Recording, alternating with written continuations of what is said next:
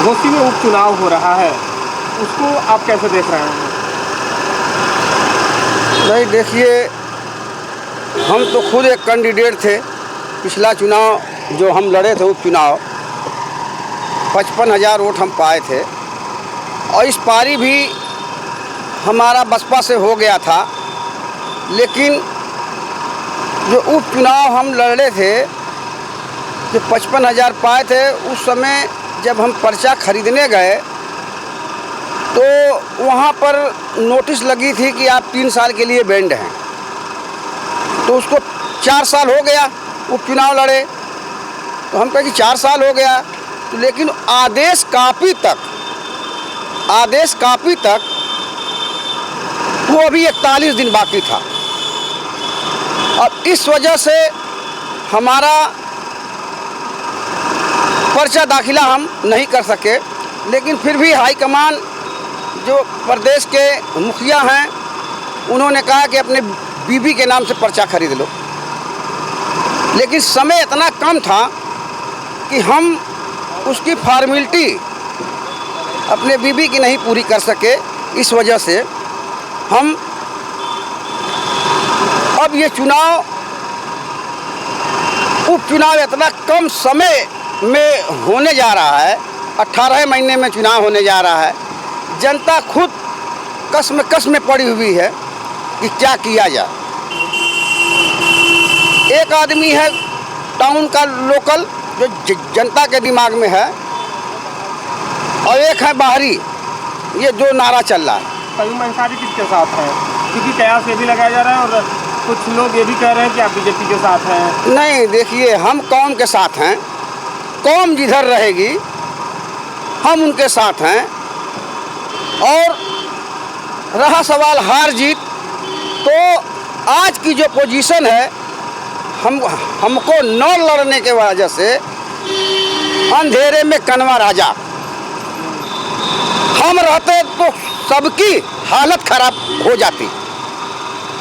लेकिन कुछ अधिकारी की कमी के वजह से, हालांकि हमने पर्चा जो खर्च दाखिल हमने पूरा किया था, लेकिन कुछ लोग यहाँ के नेताओं के प्रेशर से हमको 3 साल के लिए बैंड लगवाया गया। और रहा सवाल कि और लोग जो इधर उधर हैं, दाएं बाएं हैं, कैसे हैं, बलात्कारी हैं, घोटालेबाज हैं, कितना प्रभाव पड़ेगा जनता पे।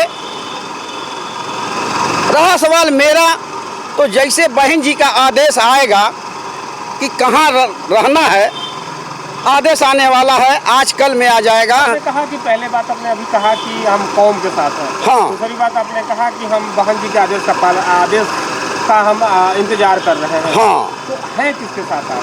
भाई, अभी हम कौम के साथ हैं। अभी मैं कौम के साथ हूँ। जिधर कौम रहेगी, अगर बहन जी का कोई आदेश नहीं आता है तो अक्सरियत में कौम जिधर है उधर मैं हूँ और रहूँगा, ये समझ लीजिए। तो घोसी की कौम किसके साथ है? वो आपको पता है, आपको पता है। मैं क्या कहा कि अंधेरे में कनवा राजा। कयूम अंसारी नहीं है तो अंधेरे में कनवा राजा वाला हिसाब है। तो क्या माना जाए कि अगर कयूम अंसारी प्रत्याशी होते, हाँ, कयास लगाया जा रहा था कि आप बीएसपी से प्रत्याशी हो सकते थे, अगर होते तो क्या स्थिति कुछ और होती? स्थिति इस पारी की ये होती, इस पारी की स्थिति ये होती कि दोनों जानी का विरोध है, तो विरोध और 20 से 30 हजार मेरे पास आता और दलित वोट कम से कम 40 से 50 हजार, 40 से 50 हजार मुझको मिलता मुस्लिम वोट। हालांकि जब हमारा नेशनल चैनल पे आ गया कि बहन जी ने इनको टिकट फाइनल कर दिया तो लोग परेशान हो गए।